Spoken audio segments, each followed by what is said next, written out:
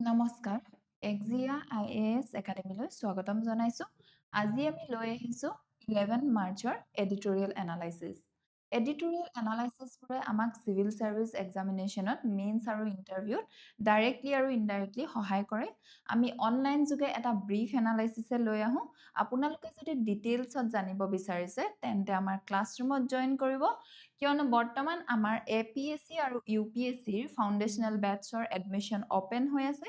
য'ত আপোনালোকে পাব ইন্টিগ্ৰেটেড এপ্ৰোচত প্ৰিলিমছ মেইনছ আৰু interview preparation expert faculty guidance সম্পূৰ্ণ সিলেবাস কভাৰ কৰা হ'ব 24/7 লাইব্ৰেৰী ফেচিলিটি আৰু উইকলি মক টেষ্ট কণ্ডাক্ট কৰা হয় যদিহে আপোনালোক ইন্টাৰেষ্টেড তেন্তে স্ক্ৰীনত ডিসপ্লে কৰা নাম্বাৰটো যোগাযোগ কৰিব এতিয়া আহোঁ আজি আমাৰ প্ৰথম আৰ্টিকলটোলৈ প্ৰথম আৰ্টিকলটো হৈছে inside China authority conflict and strategic challenge যে চাইনাক আমি কেনেকুৱা ভাবো বাহিৰৰ পৰা ভাবো যে এখন বহুত পাৱাৰফুল কান্ট্ৰি হয় তেওঁলোকৰ অথৰিটি বহুত ষ্ট্ৰং হয় কিন্তু তেওঁলোকৰ নিজৰ ইণ্টাৰনেল সিকিউৰিটিটো যে প্ৰবলেম আহে কেতিয়াবা সেই কথাষাৰকে অথৰজনে উল্লেখ কৰিছে এতিয়া আমি ইয়াত আৰ্টিকলটো বুজিব যোৱাৰ আগতে কিছুমান টাৰ্মছ যিহেতু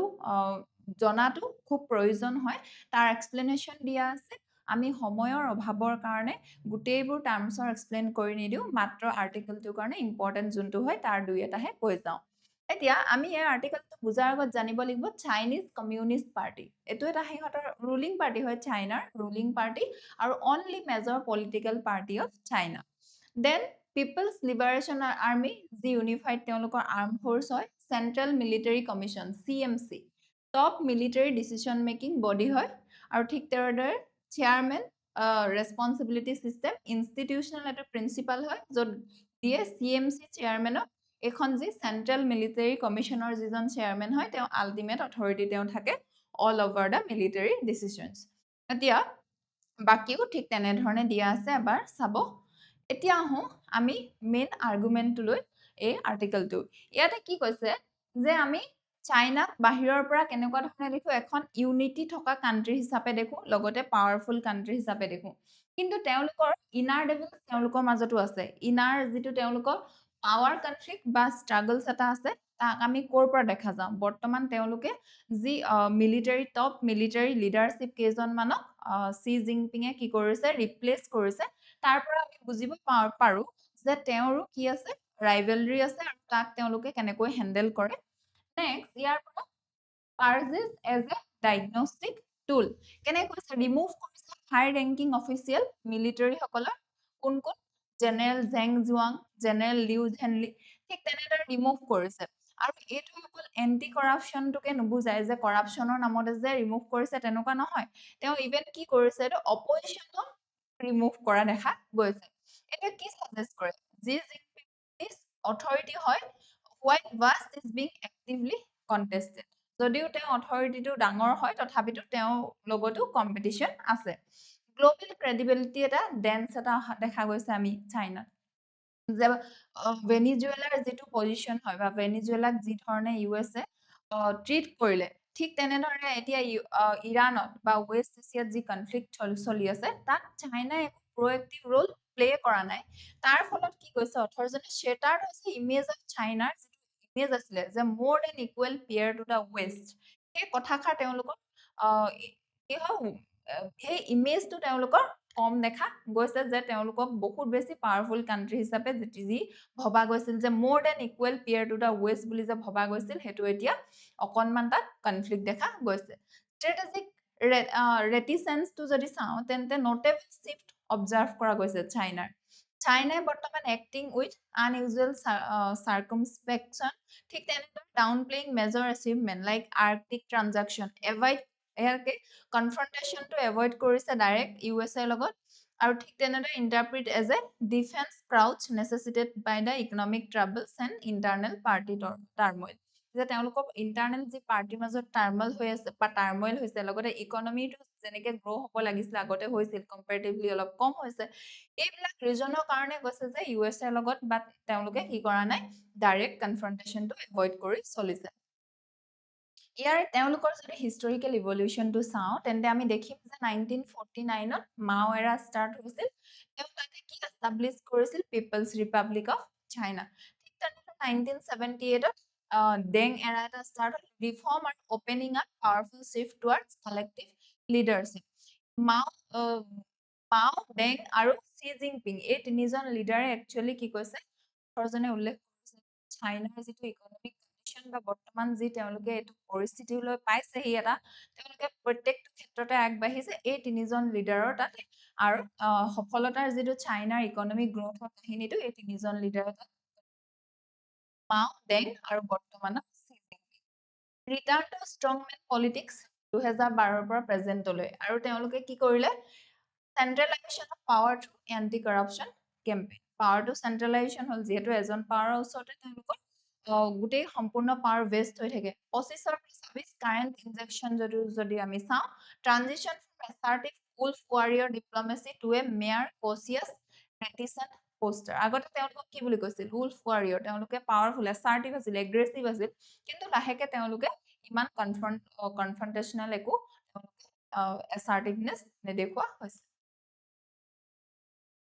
এতিয়া ইয়াৰে আৰত লজিকেল আৰু ফিলচফিকেল বেছটো কি হয় প্ৰথমটো হৈছে পাৱাৰ আৰু ইনচিকিউৰিটি আৰ্টিকল কি ৰেজ কৰিছে ৰিয়েলিটিজ এছাম্পশ্যনটো অথৰিটিয়ান যি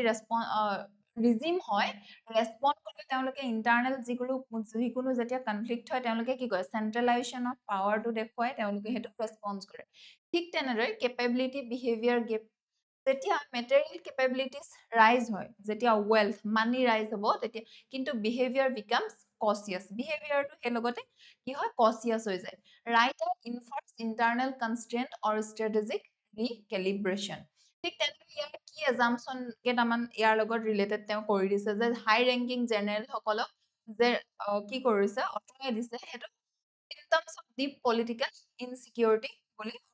উল্লেখ কৰিছে ইকনমিক শ্লোডাউন আৰু ফৰেন পলিচি ডিসএপইন্টমেন্ট এটা দেখা গৈছে ঠিক তেনেদৰে strategically power that cannot protect its partner যে তেওঁৰ চাইনাৰ এনেকুৱা যিবোৰ পাৱাৰে যিয়ে নিজৰ পাৰ্টনাৰক প্ৰটেক্ট কৰিব নোৱাৰে যেনেকৈ চাইনা এতিয়া ৱেষ্ট এছিয়া ইৰাণক প্ৰটেক্ট কৰিব পাৰিব লাগিছিল from ৰাইভেলছ question faces credibility problem এতিয়া তেওঁলোকৰ ক্ৰেডিবিলিটিৰ ওপৰত এটা কুৱেশ্যন মাৰ্ক আহি যায় ফিলচফিকেল আৰু এপিষ্টেমিক এংগলটো যদি চোৱা যায় তেন্তে অথৰিটিয়াৰ ৰেজিলেন্স ভাৰ্চেছ ফ্ৰেজিলিটি ইয়াত কি ইমপ্লাই কৰিছে স্কেপটিকেল ভিউ এটা অথৰিটেৰিয়ান যিটো ৰেজিলিয়েন্স হয় এমফেচাইজিং ফ্ৰেজিলিটি বিনিথ দ্য সাৰ্ফেচ তথাপি ফ্ৰেজিলিটি এটা থাকে যদিও অথৰিটিয়ান তেওঁলোকৰ গভৰ্ণমেণ্ট হয় সেইটো ৰেজিলিয়েন্স আছে যদিও ঠিক তেনেদৰে বাকি morality of power subtle normative claim that more benign less antagonistic China is desirable for global stability এতিয়া গ্লোবেল ষ্টেবিলিটিৰ কাৰণে কিন্তু তেওঁলোকৰ লেছ এন্টাগনিষ্টিক চাইনাৰে দৰকাৰ পৰে hinting at a cosmopolitan ethic prioritising corporation over hegemony তেওঁলোকৰ এইটো বৰ্তমানৰ যিটো ষ্টেণ্ড হয় এগ্ৰেছিভ নোহোৱাটো সেইটো কিন্তু গ্লোবেল ষ্টেবিলিটিৰ কাৰণে ভালো হয় ঠিক তেনেদৰে মাল্টি ডাইমেনশ্যনেলি যদি চাওঁ ছ'চাইটিৰ ক্ষেত্ৰত কি হ'ব যিটো চাৰ্ভেলেঞ্চ হয় সেইটো হাইটেন হৈ যাব লগতে নেশ্যনেলিজম মে প্ৰডিউচ এপাৰেণ্ট ষ্টেবিলিটি বাট কনচিল এলিনিয়েশ্যন তেওঁলোকৰ ইভেন এটা কি হ'ব 1% যেতিয়া পলিটিকেলি যদি চাওঁ ডমিনেট কৰে তেতিয়া কনচেন্ট্ৰেশ্যন অফ পাৱাৰটো বাঢ়ি যাব লিগেলি যদি চাওঁ ডমেষ্টিকেলি যদি পাৰ্জেছ আৰু ক্লকড ইন লিগেলিটি তেন্তে কি হ'ব পাৰ্টি ডিসিপ্লিন আৰু anti corruption laws but lack transparent procedure party discipline থাকিব এন্টি কৰাপশ্যন লটো ভালকে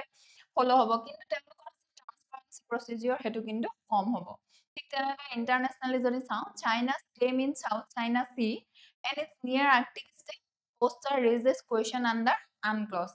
United Nation Convention law of the sea তাৰ পৰা ইয়াতে কুৱেশ্যন ৰেজ হয় যে তেওঁলোকে ক্লেইম কৰি থাকে সাউথ চাইনা সি ঠিক তেনেদৰে নিয়াৰ আৰ্কটিক ষ্টেটৰ এথিকেল ইণ্টাৰনেশ্যনেলি যদি চাওঁ strategic question may temporally reduce risk of major war যে তেওঁলোকে যে এনেকুৱা ধৰণৰ ষ্ট্ৰেটেজি এটা মেইনটেইন কৰিছে কনফ্ৰণ্টেশ্যনত নামি যোৱা নাই তাৰ ফলত মেজৰ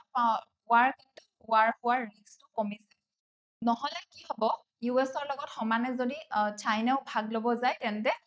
হয়তো আমাৰ ৱৰ্ল্ড ৱাৰৰ নিচিনা ৱাৰো আমি দেখা পাব পাৰোঁ ঠিক তেনেদৰে ইকনমিক ডমেষ্টিক শ্লোডাউন আণ্ডাৰমাইন দ্য মেটাৰিয়েল বেছ অফ CCP লেজিটিমেচি এতিয়া ইকনমিক শ্লোডাউন যদি হয় তেওঁলোকৰ যি CCP হয় তেহঁতক কি লেজিটিমেচি কমি যাব পাৰে। এতিয়া ইয়াতে এনচিইআৰটি কি চেপ্টাৰৰ লগত ৰিলেটেড হয় এই টপিকটো দিয়া আছে, লগতে ইউপিএছচি চিলেবাছটো দিয়া আছে। এতিয়া ইয়াৰ সলিউশনটো কি হ'ব? ইণ্ডিয়াৰ কাৰণে পলিচি থিংকিঙত ৰিয়েলিষ্টিক এংগেজমেণ্ট, আমি য'ত আমাৰ নেশ্যনেল ইণ্টাৰেষ্টৰ ওপৰত গুৰুত্ব দিহে পলিচি বনাব লাগিব, ৰিকগনাইজ কৰিব লাগিব বথ চাইনা ষ্ট্ৰেংথ, ইকনমিক টেকনলজিত যে তেওঁলোক ষ্ট্ৰেংথেন আছে তেওঁলোকৰ, লগতে ভালনাৰেবিলিটি যে ইণ্টাৰনেল কনফ্লিক্ট চলি আছে, এই বস্তুবিলাক আমি ইণ্ডিয়াই ৰিকগনাইজ কৰিব পাৰিব লাগিব। ষ্ট্ৰেটেজিক পেচেঞ্চ আৰু ডাইভাৰ্চিফিকেশ্যন, আমি কি কৰিব লাগিব? ধৈৰ্য ৰাখিব লাগিব, লগতে ডাইভাৰ্চিফাই কৰিব লাগিব। চাইনাৰ লগত যদি আমি কোনোবা এটা ৰিলেশ্যন কৰোঁ তেন্তে ডিফাৰেণ্ট ছেক্টৰ, টেকনলজিত হওক, এগ্ৰিকালচাৰত হওক, মেনুফেকচাৰিঙত হওক, তেনেকুৱা ডাইভাৰ্চিফাই কৰিব লাগিব। ইউজ অফ মাল্টিলেটাৰেল প্লেটফৰ্ম, এতিয়া ব্ৰিক্সৰ নিচিনা SCO, G20 এনেকুৱা ধৰণৰ প্লেটফৰ্মবিলাকত এংগেজ কৰিব হ'ব লাগিব চাইনাই কনষ্ট্ৰাকটিভলি। আৰু ফৰ গ্ল'বেল গভাৰ্নেন্সৰ কাৰণে নৰ্মছ অন মিলিটাৰী ট্ৰান্সপাৰেঞ্চি আৰু চাইবাৰ, আৰ্টিফিচিয়েল ইণ্টেলিজেন্স আৰু মেনেজিং গ্ৰেট পাৱাৰ ৰাইভেলৰী। এতিয়া কি কৈছে? Middle powers, India, European union, Asian, এনেকুৱা ধৰণৰ কাণ্ট্ৰিবিলাকত এই যিবিলাক ব্লক আছে, এই ব্লকবিলাকত কেন কালেক্টিভলি নাচ বথ US আৰু চাইনা। আমি চবৰ লগতে ইয়াতে যিবোৰ কাণ্ট্ৰি আছে, চাইনাৰ লগতো ভাল হ'ব লাগিব আৰু USA লগতো ভাল হৈ থাকিব লাগিব, মেনেজ কৰিব লাগিব দুইটা গ্ৰেট পাৱাৰক। এতিয়া ইয়াতে UPSC PYQ আমাৰ মেনশ্যন কৰি থোৱা আছে এই টপিকটোৰ লগত কি আহিছে। নেক্সট আহোঁ আমি এইবাৰ আৰ্টিকলটোলৈ। এইটো হৈছে reevaluating the office of the speaker. আমি দেখিলো যে ওম বিৰলা ডাঙৰীয়া এগেইনষ্টত কি কৰিলে? কনফিডেন্স মোশ্যন এটা মুভ কৰিলে কোনে? অপজিশ্যনে। আৰু সেই কথাষাৰ লৈ যে স্পীকাৰৰ পজিশ্যনটো বা তেওঁৰ যিটো পোষ্ট হয় কেনেকুৱা ধৰণে ডিগনিটি মেইনটেইন কৰিব লাগে, এই কথাষাৰকে ইয়াতে অথৰজনে মেনশ্যন। কি আমাৰ ইয়াতো দিছো, স্পীকাৰ অফ দ্য লোকসভা কোনে কৰে? Presiding officer elected by the house under article 93, এইটো ইম্পৰ্টেণ্ট হয়। ঠিক তেনেদৰে আৰ্টিকল 94C স্পীকাৰ ৰিমুভেলৰ কথা কোৱা আছে। মানি বিল চাৰ্টিফিকেশ্যন কোনে কৰে? আণ্ডাৰ আৰ্টিকল 110 স্পীকাৰে কৰে, কোনখন মানি বিল হয় কোনখন নহয়। ঠিক তেনেদৰে ন' কনফিডেন্স মোশ্যন এগেইনষ্ট স্পীকাৰ। এতিয়া ন' কনফিডেন্স মোশ্যন আনিবৰ কাৰণে কি কৰিব লাগিব? ৰেয়াৰ ৰিজলিউশ্যন আণ্ডাৰ ৰুলছ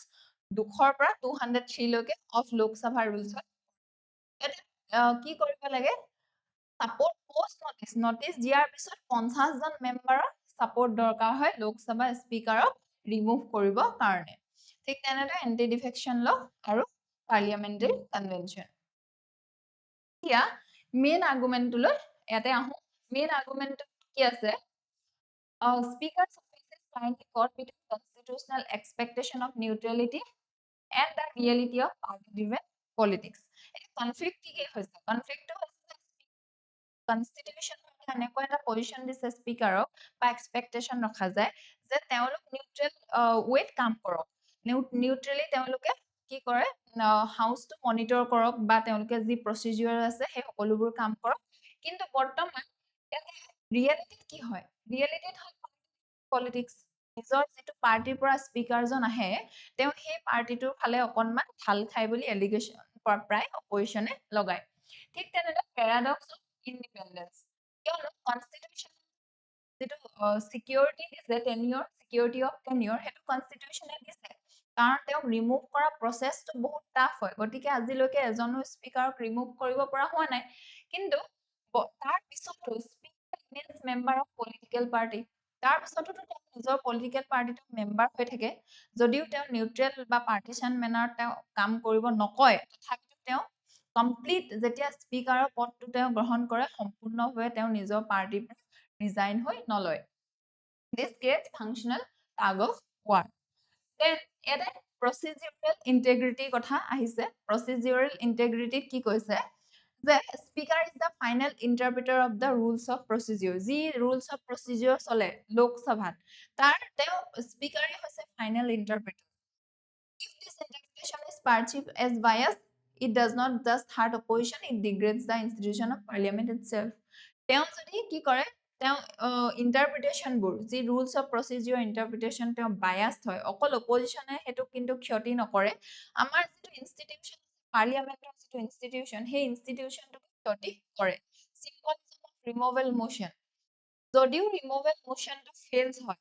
স্পিকাৰক আগতেও কৈছে, কিন্তু এইটো কিন্তু ইয়াৰ পৰা এটা কথা আমি বুজিব পাৰো যে democratic when signalling houses confidence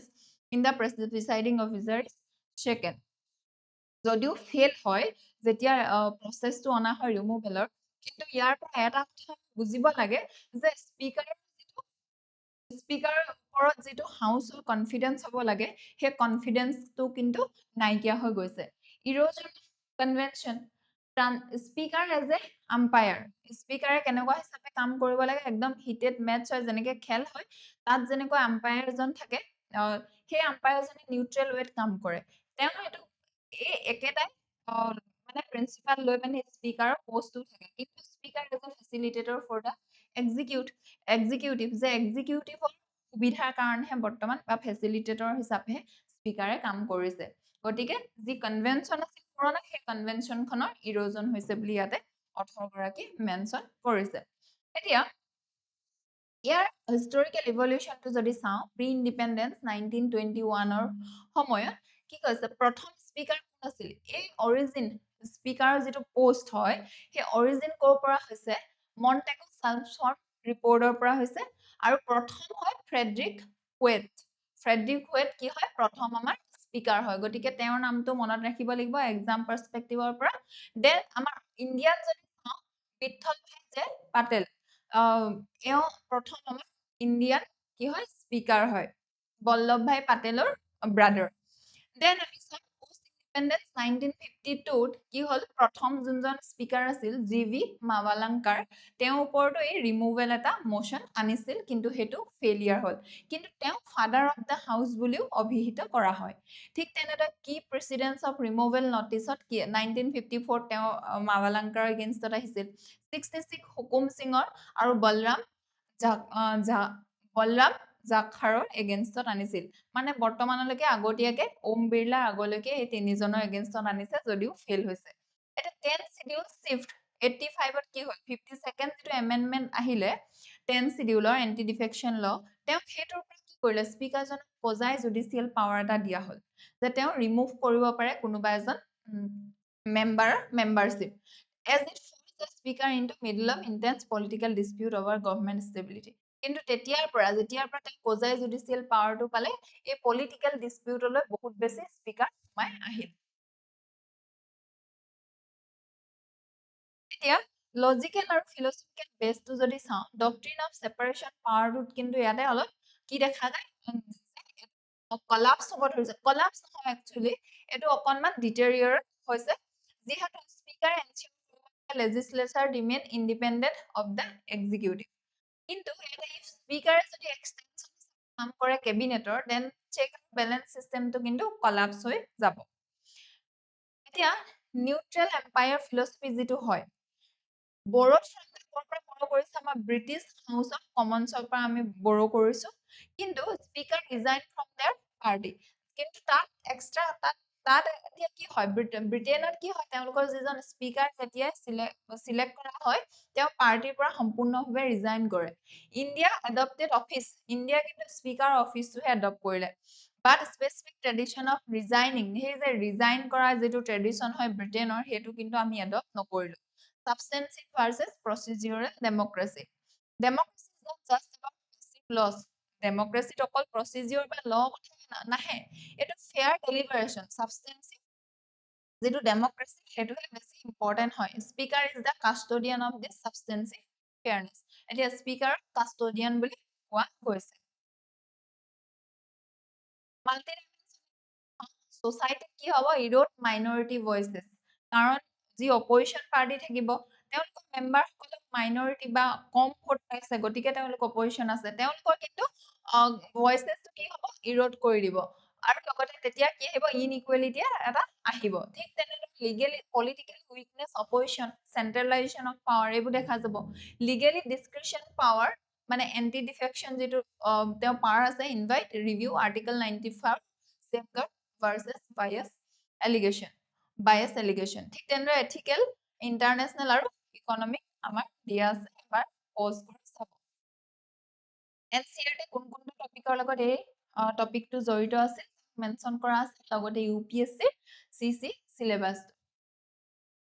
এতিয়া ইয়াৰ যদি আমি সলিউশনটো চাওঁ ৱে ফৰৱাৰ্ডটো তেতিয়া কি হয় প্ৰথমে ৰিবিল্ড কৰিব লাগিব কনভেনচন অফ নিউট্ৰেলিটি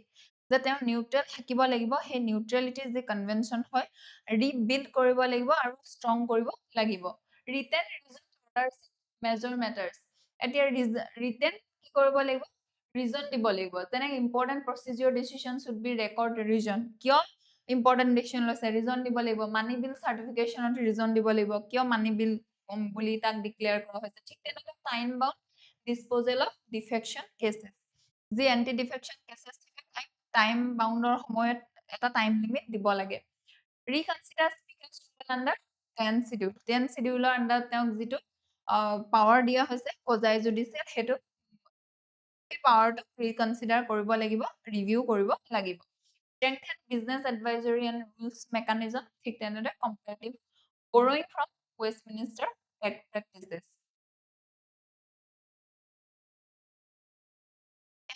UIQ দিয়া আছে এই টপিকটোৰ লগত ৰিলেটেড এতিয়া আমাৰ নেক্সট আৰ্টিকলটো লৈ এইটো হৈছে paradigm shift in the trade facilitation trade export ইম্পোৰ্টক ফেচিলিটেট কৰিবৰ কাৰণে বা মেনুফেকচাৰিং সেক্টৰটো যে আৰু ভাল হওক তাৰ কাৰণে গভৰ্ণমেণ্টে কি ধৰণৰ ষ্টেপছ আনিছে সেই কথাষাৰকে ইয়াত মেনশ্যন কৰিছে ইজ অফ ট্ৰেডত গুৰুত্ব দিয়া গৈছে ট্ৰেড কৰিবলৈ এক্সপোৰ্ট ইম্পোৰ্ট কৰিবলৈ কি ধৰণে ইজি কৰি দিয়া যায় digital initiative to free export and import এতিয়া কি হৈছে ইয়াতে অথৰজনে কৈছে যে যি ডিজিটেল ইনিচিয়েটিভ বা আৰ্টিফিচিয়েল ইন্টেলিজেন্স এই বস্তুবিলাকক বেছিকৈ এতিয়া ট্ৰেডটো যাতে ভালকৈ সিমলেসলি কৰিব পৰা যায় তাৰ ওপৰত এতিয়া কি হয় প্ৰভাৱ বেছি হ'ব লাগে ডিজিটেলি আমি বেছি ইউজ কৰিব লাগে আৰ্টিফিচিয়েল ইন্টেলিজেন্স বেছি ইউজ কৰিব লাগে আগতে যি মেনুৱেল আমি ওয়াৰ্ক কৰিছিলো পেপাৰ ওয়াৰ্ক সেইবিলাক অতৰাব কাৰণে যিবিলাক গভৰ্ণমেণ্টে ইনিচিয়েটিভ আনিছে সেই ইনিচিয়েটিভ বিলাকে আমাৰ এক্সপোৰ্ট ইম্পোৰ্টত সহায় কৰিব এই কথাষাৰকে 18 জনে ইয়াতে মেনশ্যন কৰিছে এতিয়া ইয়াৰ কি টাৰ্মছ কি আছে ট্ৰেড ফেচিলিটেশন মানে কি ট্ৰেড ফেচিলিটেশনৰ কথা যেহেতু কৈছে এটা কি ৰেফাৰ কৰে simplification modernization harmonization of international trade procedure যে এক্সপোর্ট ইম্পোর্ট বা ইন্টারন্যাশনালি যিকোনো ট্রেড প্রসিডিউর এটা যেতিয়া সিম্পল হয় যেতিয়া মডার্ন টেকনোলজি ইউজ কৰি কৰা হয় আৰু হাৰমনাইজ যদি সবকে একলগ কোঅৰ্ডিনেট কৰা হয় যাতে ডিফাৰেন্ট ডিপাৰ্টমেন্ট নাথাকে ডিফাৰেন্ট জায়গাৰ পৰা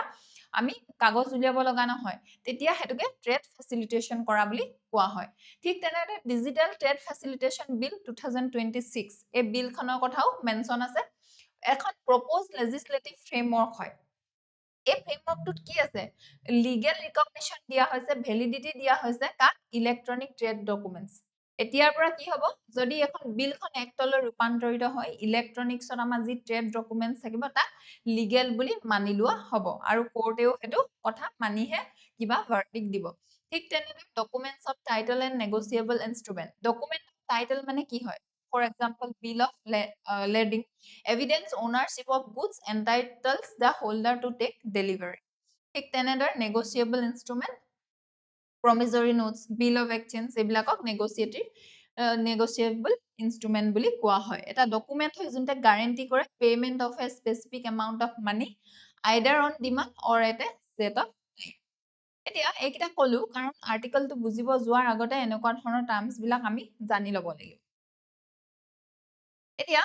কোড এক্সেসটো ইয়াৰে কি হয় ইন্ডিয়া কি কৈছে আন্ডাৰগোইং এ ফান্ডামেন্টাল প্যাৰাডাইগাম শিফট আমি এটা শিফট কৰি আছো কি হলৈ ট্ৰেড ফেচিলিটেশনলৈ ট্ৰেডক আমি এতিয়া ফেচিলিটেট কৰি আছো ইজ অফ ট্ৰেডৰ কাৰণে এই শিফটটো মোক বেয়ন ইনক্ৰিমেন্টাল ইমপ্ৰুভমেন্ট আমি অকল নৰ্মেলি ইমপ্ৰুভমেন্ট কৰা নাই two create N integrated digital driven ecosystem আমি এতিয়া এনেকুৱা এটা ইকোসিস্টেম গঠন কৰি দিব চেষ্টা কৰিছো কি হয় যেটো ডিজিটেলি ড্ৰিভেন হয় ডিজিটেলটো আমি বেছি ইউজ কৰিব লৈছো ultimate goal is to enable আমাৰ মেইন গোলটো কি হয় seamless contactless paperless movement of goods from factory to a foreign buyer যাতে কি হয় আমি যদি ফিজিক্যালি কামবোৰ কৰো তেতিয়া বহুত সময় লগাও বহুত সময় লগোৱাৰ ফলত আমাৰ কণ্টেইনাৰবিলাকত যদি আমি এক্সপৰ্ট ছাপ'জ কৰিলোঁ বস্তুবিলাকৰ লাহেকৈ দেৰি হৈ যায় সেইটো এটা দেৰি হোৱাৰ কষ্ট থাকে লগতে বস্তু বেয়া হোৱাৰ সুবিধা থাকে মেনুৱেলি চেক কৰিলে বহুতো মানুহৰ দৰকাৰ পৰে গতিকে এইবিলাক প্ৰব্লেমৰ পৰা হাত সাৰিবৰ কাৰণে এতিয়া চিমলেছ কণ্টেক্টলেছ পেপাৰলেছ মুভমেণ্টলৈ আমি শ্বিফ্ট কৰিছোঁ যাতে আমাৰ বস্তুবিলাক ক'ৰ পৰা ফেক্টৰীৰ পৰা চিধা ফৰেন বায়াৰলৈ খুব সোনকাল সময়ৰ ভিতৰত গৈ পায় ঠিক তেনেদৰে legal foundation for digital trade এতিয়া কি ছাপৰ্ট কি কৰিছে ডিজিটেল ট্ৰেড ফেচিলিটেশ্যন বিল অনা গৈছে 2026 present as a cornerstone by legally creating electronic document into with paper one সেই কথাষাৰ মই অলৰেডি মেনশ্যন কৰিলোঁ convergence of reform true transformation happens কেতিয়া ট্ৰান্সফৰ্মেশ্যন এটা হ'ব নিউ লিগেল ফ্ৰেমৱৰ্ক যিটো নতুন বিল আহিছে ছাপ'জ এইটো কথা কোৱা গৈছে digital trade facilitation bill converges with operational reform operational যি ৰিফৰ্ম হৈছে তাৰ লগত একলগ হ'ব লাগিব যেনেকৈ টুৰ and custom and technological upgrade AI driven scanner থাকিব লাগিব যাতে স্কেনাৰ খুব সোনকালে হয় ঠিক তেনেদৰে টেকনলজি এজ এন এনেবলাৰ এতিয়া টেকনলজি কৰিব artificial intelligence ML use scan heavy container initiative যিটো আছিলে যিটো আনিছে সেইটো কি হ'ব AI পাৱাৰ এক্সৰে থাকিব আৰু তাৰ দ্বাৰা ডিটেক্ট কৰা হ'ব কিবা এনমেলিজ আছে নেকি আৰু সব কণ্টেইনাৰতে এনেকুৱা স্কেনাৰ লগাই দিয়া যাব with greater precision than human এটা ঠিক তেনেদৰে automation auto let export order automated e-seal registration at ports like Nhava Sheva eliminates manual data entry মুঠতে ইয়াতে গুৰুত্ব দিয়া হৈছে এই আৰ্টিকলটোত যে কি হ'ব লাগে আমাৰ ডিজিটেলি ড্ৰিভেন এটা ইক'চিষ্টেম গঠন কৰিব লাগে যাৰ ফলত আমাৰ এক্সপৰ্ট ইম্পৰ্টত সুবিধা হয় আমাৰ মেনুৱেল মানুহে কাম কৰাটো কম হওক এইবিলাক কথা গুৰুত্ব দিয়া গৈছে democratisation of the benefits initially trade facilitation benefits কাক কৰিছিলে ডাইৰেক্ট পৰ্ট ডেলিভাৰী কৰিছিলে reserve for large high status AEO আৰু expansion of AEO programs to create broader eligible manufacturer category is a crucial step হয় এতিয়া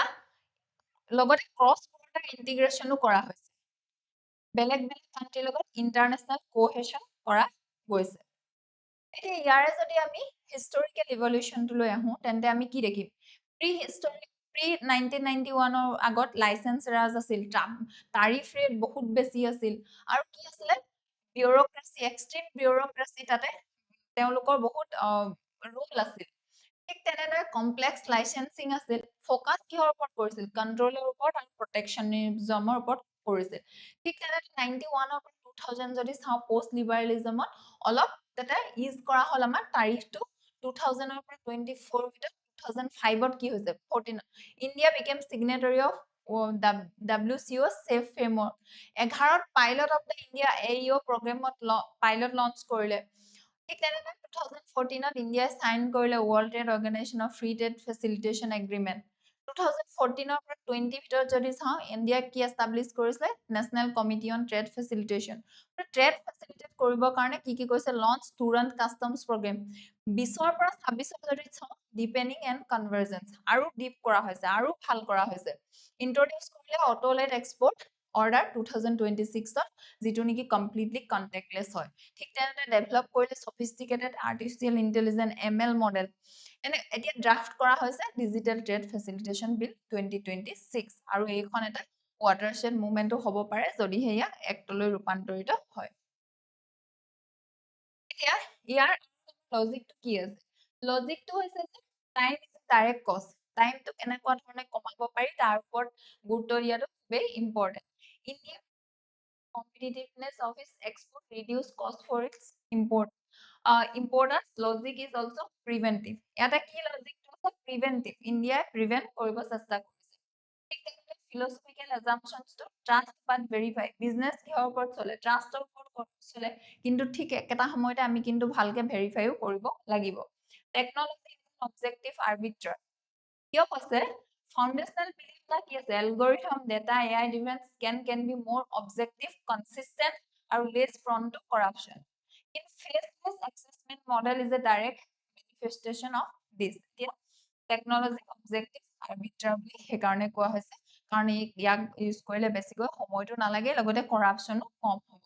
minimalist in operation philosophy কি shift কৰিছে role of the custom authority from an intrusive আগতে কি আছিলে gate keeper to a facilitate regulator এতিয়া custom অফিচৰ কামটো কি হ'ব তেওঁলোকেও এনেকুৱা ৰেগুলেটৰী বৰ্ড হ'ব যোনে ফেচিলিটেটহে কৰিব অকল জাষ্ট চিকিউৰিটি গেট কিপাৰ হিচাপে কাম নকৰে ঠিক তেনেদৰে ছ'চাইটিৰ ক্ষেত্ৰত MSME কাৰণে সুবিধা হ'ব জব ক্ৰিয়েশ্যন হ'ব পলিটিকেলি চাওঁ যদি গভৰ্ণমেণ্টৰ যি কমিটমেণ্ট আছিল ইজ অফ ডুইং বিজনেছ ঠিক তেনেদৰে ডিজিটেল ইণ্ডিয়া এই বস্তুবিলাক ইনিচিয়েটিভ বিলাক আৰু ষ্ট্ৰেংথেন হ'ব লিগেলি যদি চাওঁ progressive legal framework ক্ৰিয়েট কৰিব অবভিয়াছলি কৰিছে ডিজিটেল ট্ৰেড ফেচিলিটেশ্যন বিল যেটো হয় ঠিক তেনেদৰে ইণ্টাৰনেশ্যনেলি যদি চাওঁ ইণ্ডিয়াই কাৰ লগত এলাইন কৰিব গ্লোবেল যি বেষ্ট প্ৰেক্টিচেছ হয় সেই ফ্ৰেমৱৰ্কবোৰৰ লগত ইণ্ডিয়াই এলাইন কৰিব economic direct targets transaction cost hidden tax of international trade reduce time unpredictability lowers storage and working capital cost ইয়াতে NCERT কি চেপ্টাৰ লগত ৰিলেটেড হয় টপিকটো তাকে দিয়া আছে লগতে UPSC সিলেবাসটোৰ লগত ইয়াক মাৰ্জ কৰা আছে মানে কোনটো লগত জড়িত ৱে ফৰৱাৰ্ড ডিপেণ্ড হ'ব লাগিব ৱাইডেনিং AEO প্ৰগ্ৰেম ঠিক তেনেদৰে কি কৰিব লাগিব ষ্ট্ৰেংথেন ৰিস্ক মেনেজমেণ্ট চিষ্টেমটো আমি ষ্ট্ৰেংথেন কৰিব লাগিব এড্ৰেছ ডিজিটেল ডিভাইচটো এড্ৰেছ কৰিব লাগিব সকলোৱে যাতে ডিজিটেলি সুবিধা পায় তাৰ কাৰণে সৰু বিজনেছমেনো গুৰুত্ব দিব লাগিব robust data protection and cyber security framework এটা গঠন কৰিব লাগিব যিহেতু আমি এতিয়া ডিজিটেল হ'ব গৈ আছো গতিকে আমাৰ চাইবাৰ চিকিউৰিটিটো ভালকৈ ৰখাটো গুৰুত্বপূৰ্ণ তাত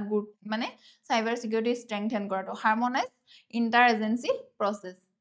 এতিয়া ইয়াতে PYQ দিয়া আছে টপিকটো ৰিলেটেড এতিয়া আহিছো আমাৰ শেষৰটো আৰ্টিকল হৈছে বেংক ক্ৰেডিট মে আনলক ৰিক গ্ৰোথ এতিয়া ইয়াৰে কি টাৰ্মছ বিলাক ৰিয়েল এষ্টেট ইনভেষ্টমেণ্ট ট্ৰাষ্ট ৰিটছৰ কথা যিহেতু কৈছো গতিকে এটা কোম্পানী হয় যিটো ওন কৰে অপাৰেট কৰে আৰু ফাইনেন্স আৰু ইনকাম জেনেৰেট কৰে real estate sector model after mutual fund REITs pool the capital and numerous investor to own' a portion of properties মানে ই ৰিয়েল এষ্টেট সেক্টৰছত কাম কৰে পইচা লয় ঘৰ বনায় এনেকুৱা ধৰণৰ কাম আৰু পইচা কেনেকে পুল কৰি কালেক্ট কৰে এইটো এনেকুৱা এটা কি হয় কোম্পানী হয় ঠিক তেনেদৰে ইনফ্ৰাষ্ট্ৰাকচাৰ ইনভেষ্টমেণ্ট ট্ৰাষ্ট ইনভিট বুলি কোৱা হয় এইটো এটা ট্ৰাষ্ট হয় ৱৰ্কছ চিমিলাৰলি ৰিটৰ নিচিনাকে কাম কৰে ঠিক তেনেদৰে ইনকাম মিল ক্ৰেডিট প্ৰডাক্ট আৰু বাকী ইয়াৰে কি টাৰ্মছ দিয়া আছে এতিয়া আমাৰ ইয়াৰ কোৰ আৰ্গুমেণ্টটো লৈ এতিয়া ইয়াৰে কোড হেচিছটো কি হয় RBI কি কৰিলে ৰিজাৰ্ভ বেংক অফ ইণ্ডিয়া বেংকক ডাইৰেক্টলি লেণ্ডিং কৰিবৰ কাৰণে ফেচিলিটেট কৰি দিছে কাক ৰিটক এতিয়া এইটো কি কৈছে significant growth for India's REIT ecosystem আৰু ইয়াক only if the lending framework is built on the foundation of income yield analysis rather than traditional asset heavy project finance logic আগৰ যিটো ট্ৰেডিশনেল এপ্ৰোচ আছিল হেতুক চেঞ্জ কৰি বৰ্তমান income yield কি কৰিছে framework এটালৈ আনিছে সাপোৰ্টিং আৰ্গুমেণ্টত ইয়াতে কি লিখা আছে যে ফান্ডিং ডাইভাৰ্সিফিকেশন তেওঁলোকে যি ফান্ড পাইছিল তাৰ ডাইভাৰ্সিফিকেশন আছে এতিয়া ৰিটটো কাৰেন্টলি ৰিলাই কি হওক কেপিটেল মাৰ্কেটৰ ওপৰত হেতি ৰিলাই কৰে পইচাৰ কাৰণে বৰ্তমান কিন্তু বেংকৰ পৰা লোন ল'ব পাৰিব ষ্ট্ৰেংথেনিং ষ্টেট এছেট ৰিসাইক্লিং এতিয়া কি হ'ব চিপাৰ ডেপ যেতিয়া তেওঁলোকে পাব বেংক লেন্ডিং মাৰ্কেট ৰিট মোৰ এফিচিয়েন্ট বায়াৰ অফ ষ্টেবিলাইজিং এছেট এতিয়া তেওঁলোকক কি কৈছে এফিচিয়েন্ট বায়াৰ হ'ব তেওঁলোক ঠিক তেনেদৰে ৰেগুলেটৰী কনফিডেন্স এটা আহিব proposal signifies that RBI views regulatory framework for REIT as mature and robust enough to manage the risk associated with institutional credit RBI কি ভাবিছে তেওঁলোক ইমানকণ এটলিষ্ট মেচিয়ৰ হয় যে তেওঁলোকে মেনেজ কৰিব পাৰিব যিটো ইয়াৰ লগত ৰিস্ক এছ'চিয়েট হৈ আছে সেই ৰিস্কটো ঠিক তেনেদৰে ৰিস্ক আৰু সলিউশনত সাপোৰ্টিং আৰ্গুমেন্ট কি দিছে ৰিস্ক অফ ডায়াগনোসিস বুলি কৈছে legacy banking stress in India has come from lending to development project এতিয়া legacy এটা আছে ইণ্ডিয়াৰ কিহৰ বেংকিং ষ্ট্ৰেছৰ কিহৰ পৰা লেন্ডিং আগতে ডেভেলপমেন্ট প্ৰজেক্টলৈ কনষ্ট্ৰাকচন ৰিস্ক ৰেগুলেটৰী ডিলেজ ঠিক তেনেদৰে প্ৰেছক্ৰিপশ্যন 5 ডিজাইন প্ৰিন্সিপাল এটা ইয়াতে উল্লেখ কৰিছে অথৰজনে প্ৰথমটো হৈছে cash flow based lending cash flow হ'ব যেতিয়া লেন্ডিংটো mandate underwriting based on lease tenure কিহৰ ওপৰত বেছ কৰিব লিজৰ টেনিয়ৰটোৰ ওপৰত, টেনেণ্ট কোৱালিটি আৰু ৰেণ্টেল ইনফ্লৰ ওপৰত। ঠিক তেনেদৰে conservative leverage guardrails, exposure diversification, specialise credit expertise, long term stability incentive, এইকেইটা 5টা কি কৈছে প্ৰেছক্ৰিপশ্যন দিছে। এতিয়া ইয়াতে হিষ্টৰিকেল এভালুৱেশ্যনটো আছে 2016ৰ আগত আনৰেগুলেটেড এৰা এটা আছিল, যি ৰিয়েল এষ্টেট সেক্টৰ আছিল লাৰ্জলি কিন্তু আনৰেগুলেটেড আছিল, গতিকে ফ্ৰডো হৈছিল। Developers launch project based on super build on area, pricing with little transparency. তেতিয়া কি হৈছিলে, নেক্সাছ এটা আছিল বিল্ডাৰ আৰু বেংকাৰৰ মাজত। ঠিক তেনেদৰে high stall project and non NPA, এই নন পাৰফৰ্মিং এছেটো তেতিয়া দেখাব গৈছিল বহুত বেছি বেংকক। ৰেগুলেটৰী ইনফ্লেকশ্যনটো যদি চাওঁ 2016ৰ, এই যিটো ৰেৰা হয়, ৰিয়েল এষ্টেটৰ ৰেগুলেশ্যন আৰু ডেভেলপমেণ্ট এক্ট এখন আহিলে আৰু তেতিয়াৰ পৰা ইয়াক ৱাটাৰশ্বেড মুভমেণ্ট বুলি কোৱা হৈছে এইটো। ঠিক তেনেদৰে ৰিটৰ ৰেগুলেশ্যন কেতিয়া কৰিলে, SBI প্ৰথমে 2014ৰ পৰা ৰেগুলেশ্যন ষ্টাৰ্ট কৰিলে। আৰু এতিয়া 2019ৰ প্ৰেজেন্ট যদি চাওঁ, ৰিটৰ এৰাটো বিজ্ঞান হৈছে য'ত India saw' its first listed REIT embassy office parks in 2019। এতিয়া 2024ৰ পৰা 2026ত বাজেট 2026ত ইউনিয়ন গভৰ্ণমেণ্টে কি প্ৰপ'জ কৰিলে, ইউজ কৰিলে ৰিটছক টু মনিটাইজ লেণ্ড আৰু প্ৰপাৰ্টি হেল্ড বাই চেন্ট্ৰেল পাব্লিক চেক্টৰ এণ্টাৰপ্ৰাইজ, তেওঁলোকক মনিটাইজ কৰিব দিলে। ঠিক তেনেদৰে RBI এতিয়া ড্ৰাফ্ট ডাইৰেকশ্যনখন আহিছে য'ত RBI কি ৰিলিজ কৰিছে, এক্সপ্লিচিটলি পাৰ্মিট কৰিছে বেংকক লেণ্ড কৰিবৰ কাৰণে, ধাৰ দিবৰ কাৰণে ৰিটক, আৰু সেই কথাষাৰলৈ এতিয়া এই আৰ্টিকলটো আছিল। ঠিক তেনেদৰে ইয়াৰ লজিকেল আৰু ফিলচফিকেল বেছ দিয়া আছে। আমাৰ সময়ৰ অভাৱৰ বলত আমি এতিয়া এইটো আপোনালোকে এবাৰ নিজে পঢ়ি ল'ব প'ষ্ট কৰি। ছ'চিয়েলি যদি চাওঁ, ফাষ্টাৰ ট্ৰেডে কি জেনেৰেট কৰিব, জব জেনেৰেট কৰিব, মেনুফেকচাৰিং ছেক্টৰটো ভাল হ'ব, লজিষ্টিক ভাল হ'ব। পলিটিকেল ডাইমেনশ্যনত trade facilitation supports border development narrative efficiency and competitiveness. ঠিক তেনেদৰে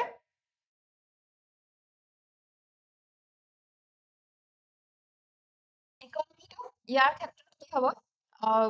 ৰিফৰ্ম যদি আহে ইকনমিকতো ভাল হ'ব যদি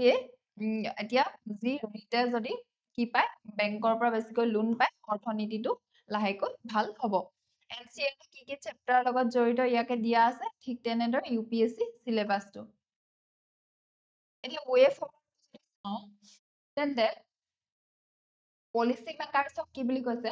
ফাইনেলাইজ হাইব্ৰিড প্ৰুডেন্স ফ্ৰেমৱৰ্ক এটা আনিব কৈছে RBI ড্ৰাফ্টত, ফ'ষ্টাৰ ৰেগুলেটৰী চেণ্ডবক্স আৰু কেপাচিটি বিল্ডিং মেণ্ডেট। ঠিক তেনেদৰে বেংকছৰ ডেভেলপ কৰিব লাগিব ইন হাউচ এক্সপাৰ্টিজ, যাতে তেওঁলোকে সকলো চাই দিব পাৰে, proactively hire train professional skills in commercial real estate evaluation, যাতে কমাৰ্চিয়েল ৰিয়েল এষ্টেটত কি চলি আছে তেওঁলোকে ভালকে এনালাইজ কৰিব পাৰে। ঠিক তেনেদৰে ৰিট আৰু মাৰ্কেট পাৰ্টিচিপেশ্যনৰ কাৰণে মেইনটেইন হাই গভৰ্নেন্স ষ্টেণ্ডাৰ্ড, যাতে access cheaper credit is a governance dividend. কিন্তু ৰিটে কি মেইনটেইন কৰিব লাগিব, ইনকেপাবল ট্ৰান্সপাৰেঞ্চি এটা তেওঁলোকে মেইনটেইন কৰিব লাগিব। ঠিক তেনেদৰে তেওঁলোকৰ ডাইভাৰ্চিফাই কৰিব লাগিব এছেটৰ বেছটো। আৰু ইয়াতে আমাৰ POIQ দিয়া আছে এই টপিকটো ৰিলেটেড। আজিলৈ আমাৰ এডিটৰিয়েল এনালাইচিছ ইমানেই আছিল। এনেকুৱা ধৰণৰ এনালাইচিছ চাই থাকিবৰ কাৰণে আপোনালোকে আমাৰ চেনেলটো ফ'ল' কৰিব, শ্বেয়াৰ কৰিব। ধন্যবাদ।